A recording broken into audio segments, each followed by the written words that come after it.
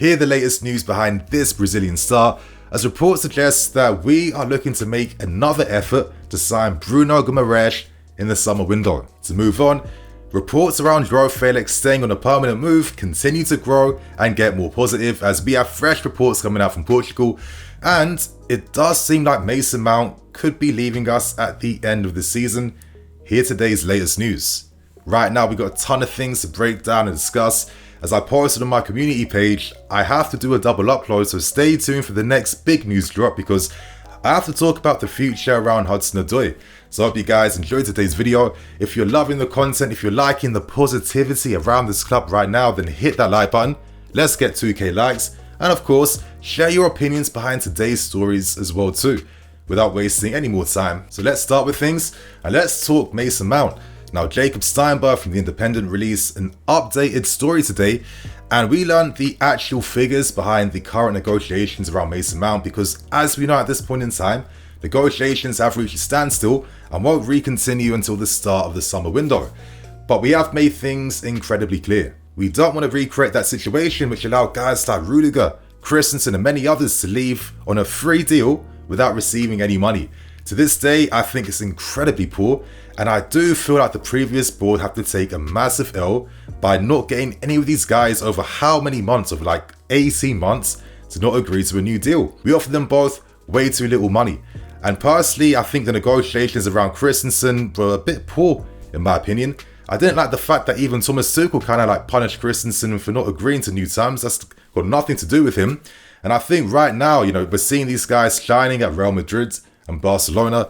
It makes sense that this new boards don't want to receive the same L's. So if Mason Mount isn't satisfied with any new terms or offers, he is going to be sold. And Steinberg reports today that as long as we receive offers of around 50+ million, that should be enough for any club to sign Mason Mount. Now I think for the final time, I want to dispel some of the current rumours around Mount and his contract negotiations.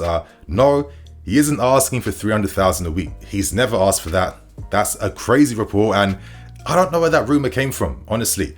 The main issue is contract length being the key major stumbling block, as well as things like image rights, bonuses, etc, but of course they're easier to negotiate down.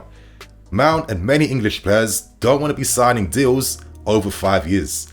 If he does that, by the time that existing 7 or 8 year deal is over, he'll be around like 30, 31 years old. And normally when players are around like 27, 28, 29, you're at the absolute peak of your career and you can command peak money and peak contracts. That's why guys like Rudiger and co left us to receive better deals elsewhere. It's just how the game works. Now when reports came out that negotiations are going to kickstart again in the summer, I made sure to warn all you guys that expect there to be multiple reports coming out from interested parties trying to sign Mason Mount. And that's no different today. We're learning today that Man United have strong interest in Mason Mount, and that's because when Ten Hag was at Ajax, he tried to sign Mason Mount after that very impressive loan spell at Vitesse Arnhem and actually come to Ajax. So, Mount is a very popular player. Clubs like Liverpool are strongly looking at Mount as well because Bellingham, who is like the key main guy every club wants right now, he costs way too much money, and it's a massive risk to push all your hopes and plans on one player who is wanted by every big team across Europe. So knowing that Mount has so much experience at a young age, he fills a requirement that most teams need now in midfield, and he could be available for a relatively affordable fee in today's game, it's a no-brainer. But before we end things, we learned about some of the contract negotiation terms behind the scenes, and the club offered Mason Mount a 180k per week deal. Now, knowing how these deals work, Mount won't be earning 180k as a base fee. We don't know what that base fee is going to be, but you'd imagine that once all the bonuses and rights kind of add up, it's going to accumulate to around 180k a week. Now, I can understand why Mount isn't too keen on signing a 7-8 year deal for that type of money, because players who go to the next level and reach their primes and peaks, these players earn over 200,000 a week, and Mount's seen worse players than him earn way more money than that. So time's going to tell with what happens with this deal, but at this point in time, it's not looking too promising based on current reports today. And right now at this club, we set deadlines, and if you're not satisfied with the offer in term, the club have said you will be sold, and that money is going to be reinvested. So I guess this first story is now out of the way. let's move on to discussing some very interesting stories now. And I want to talk about Bruno Guimaraes. This story comes courtesy of The Telegraph, and it is like a good media source in the UK. And there is some validity behind the story and the claims at the start of this article. Now, let's cast our minds back to the end of last year. Of course, we understood that in that January window, the game plan was going to be to exploit FFP. Hence why we targeted high-profile, big-money signings, knowing the fact that this is the best time now to sign the main guys, knowing that we can spread their costs out over multiple years. At the end of that window, we got rewarded by signing Enzo Fernandez. But before Enzo Fernandez made guys like Bowley and Igbali fall in love with him during the World Cup, one guy we were looking at was Bruno Guimaraes from Newcastle. And at the time, the reason why nothing came from that deal was the fact that Newcastle instantly deaded talks and weren't interested whatsoever. It wasn't a case of not having the money to afford him, because as we saw with Enzo, we've signed him for a Premier League record fee. We have the finances to do that. But right now, with Champions League football looking very unlikely for Newcastle this season, the report states in this article that they're expecting us to come back in the summer again to try and sign Bruno. I know what some of you are thinking right now. Nini, we've just signed Enzo Fernandez. Are you telling me we're going to go for a similar profile of player in Bruno again in the summer? How is this going to work?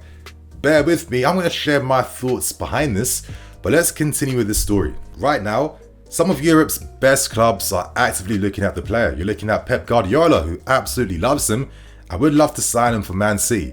Real Madrid are looking at potential successes for guys like Toni Kroos and Luka Modric. Paris Saint-Germain have needed like a dominant midfield player now for like 5-6 years, but this is where we come into play from the article. Now, one advantage we have is the fact that Newcastle have expressed a ton of interest in many players over the past few months. They've looked at players like Christian Pulisic, Conor Gallagher, Javid Jalaba and Armando Broja as well too. And the article does suggest that Newcastle's interest in our players could help towards brokering a deal to try and sign Bruno Guimaraes. Now, of course, on paper, saying it right now, it sounds straightforward, right? Of course, take Connor, take this guy. Nini, aren't we like sending a ton of players in the summer as well too? We have the funds and resources to make a move happen. I don't think it's going to be as simple though, because newly rich Newcastle have their own goals and aspirations, and currently at this point in time, Bruno is one of the highest paid players at Newcastle alongside guys like Kieran Trippier and I think Callum Wilson too. And currently Newcastle are trying to get him to sign a 1-year extension on top of his existing deal to boost his earnings weekly even more. The article does state that Newcastle will also try to resist any offers again in the summer, and Bruno has been very public about his love for Newcastle, his fans, and wanting to win things at Newcastle, wanting to play in the Champions League. But for me, I'm cynical, but it's pure PR. Because for Newcastle to get Champions League football, it's going to be incredibly hard. And the thing that really limits them is FFP, because they don't have the earnings and revenues really to be able to splash 200, 300 million in the market, even though they have the money. So technically, if they were to sacrifice a Bruno, knowing that you're bringing in over 100 million and you're getting players in exchange in the deal, that could give them more flexibility when it comes to improving their overall squad. Now, I think if anything happened in a potential deal, it's going to be stupidly hard. Newcastle don't have to sell whatsoever. But for me, it comes down to Bruno and his team. Because how many seasons can you realistically wait to try and get Champions League football? Because if you're asking me, I'm expecting us to have a Champions League place guaranteed for the 23-24 season. If we're outside the top 4 for next season, I'm going to have some serious questions that need answering for then. And the reason why I'm saying this is that, realistically, how would Newcastle break into the top 4 with us coming back next year? Of course, Arsenal, United investing, Liverpool, Man City. It's going to be stupidly hard for Newcastle to do anything when their hands are tied in terms of how they can invest their money and buy players. And there's no way Bruno, even though he's enjoying his time right now, is going to patiently wait over the next few years. So I think with pressure, something can happen in the summer window. Let's see what happens though, because I think it's going to be stupidly hard. But before I even end things, does it even make sense to go for a Bruno right now when we just signed Enzo Fernandez? For me, I think it does. And I've got a lot of inspiration by seeing how Toni Kroos and Luka Modric have played at Real Madrid for nearly close to 10 years or even more than that. And here's the thing we have to remember. Enzo is, for me, a complete midfield player that can play many different roles in midfield. Right now, he's playing more like a deep line playmaker role because this team needs it currently. But this guy is also, like, for me, an elite box-to-box midfield player. I mean, he's played so many games, like how many seasons at Defensia and River Plate, playing as a box-to-box mid, and he had a very nice goal rate and assist rate when he's attacking the box. I could easily envision us having like a midfield three of maybe Andre Santos at the next Hope of Brazil, being our new defensive mids. Enzo on the right hand side, but he used to play there at River Plate and Defensia, and then Bruno on the left hand side. Like, I could see all these guys complementing each other very well, and I could see it working. And if you're going for Bruno, that does imply that you're selling midfield players, and we have many sellable assets at this point in time. Right now, Cover, Ruben, Gallagher and Mason Mount, all their futures are undecided at this point in time, but all of them can earn us a very high amount of money. And if one or two do leave, we have to sign a big boy to replace them, and right now I think Bruno is like one of the key guys that could definitely work. You know, the sports have shown that nothing is impossible for them, so let's see what happens, even though this is like a very crazy story. But right now, let's just simply see what happens. I don't think there's anything wrong with having any small expectations right now. Like, the things these guys have done over the past 6 months have completely taken us all by surprise, so I'm not surprised by anything that these guys can do now. Anyway, share your thoughts and opinions. How do you feel about Bruno and the story, and how do you think this move could actually work? So right now, let's end things by discussing the latest news around Joao Felix. Now, this story comes courtesy of Daily Record in Portugal, and they're reporting that we are definitely working to sign Joao Felix on a permanent deal. Could this imply that maybe Mason Mount is definitely leaving? Because I kind of feel like if you're using Joao Felix, if he's seen as like the major guy that can really like catapult us up to the next level, you have to sacrifice someone. I can't see all these guys working in tandem together. It won't make sense after some time. But anyway, let's focus on this report first before I give some thoughts and opinions. As we know, there's currently no option to buy in this loan deal, but both clubs have an excellent relationship, and both clubs are expecting to reach an agreement sometime soon as the season comes to an end. Now, Atletico Madrid have been enjoying life without Joao Felix, and for me, you know, this is what I keep saying about football and the team being more important, because if you have guys that complement each other and work in tandem, then you're not carrying anyone. And even though Joao Felix is an incredible technician, with how Atleti play, with their defensive demands, it was never really going to work in the long term. So I think right now, Atleti would be very happy to sell him and reinvest his sale back in their squads. Regardless, the report states that we are very happy with his professionalism and his potential he's showing right now. It says that Joao Felix enjoys the offensive freedom he has in Porto's system. And I actually want to discuss this because I feel like with a lot of the tactical tweaks we've been seeing recently, we have done them in favor of Joao Felix. And knowing the fact that we're doing all of this like change for a player that we don't own, that we may not even be able to sign potentially, for me, that is a massive statement of intent that we have long-term plans for this player, and we're seeing glimpses tactically of the ideas that Porto has to try and have him integrated in this team, alongside other options that will be coming, of course, at the end of the season. Now, for me, he's had a decent start to his career. Yes, only 1 goal in 6 games. He has shown a lot of promise and some glimpses, but personally, I'm still waiting to see that one game from him where he's like the absolute star of the show. That game where you're not going to forget that performance. We saw glimpses on his debut against Fulham.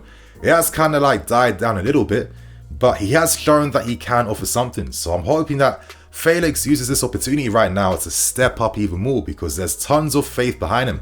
He loves playing for us. He likes the environment, the league, his teammates, and Graham Potter as well too. So, you know, for me, I'd be very surprised at this point in time if we didn't sign him on a permanent deal. So you guys, that is the first story out the way today.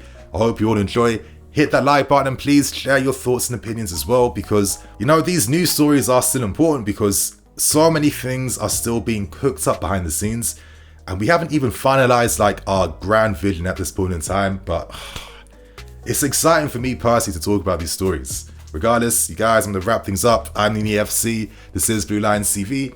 I'll catch you guys later with some more videos. Cool.